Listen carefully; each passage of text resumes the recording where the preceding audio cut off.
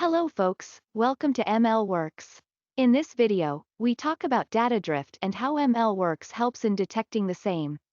Data drift is one of the top reasons model accuracy degrades over time. For machine learning models, data drift is the change in model input data that leads to model performance degradation. Monitoring data drift helps detect these model performance issues. MLWorks measures data drift as the difference in the distribution between the test dataset and the training dataset. Let's take a look at one of the preloaded projects for customer churn to understand this better. The data scientist view of the dashboard shows an overall drift score of 99.99% for the latest execution. This means that distribution of the training data is almost entirely different than of the test data.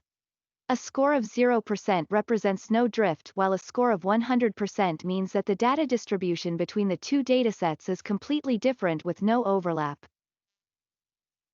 The overall drift score is also broken down at a feature level, sorted in descending order, shows which of the features has drifted the most. Clicking on any of the individual features will display the distribution of data between the training and testing datasets for the given feature. The higher the score, the less will be the overlap between the two distributions. The trend of the drift score is also available at a feature level, for a more focused view of change in data.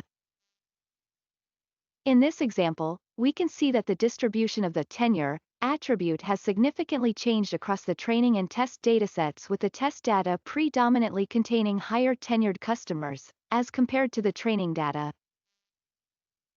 This summarizes the drift report of ML Works and how to read the information. Please go through the other videos for details about the other sections. You can always reach out to the team by providing feedback, here under the support section.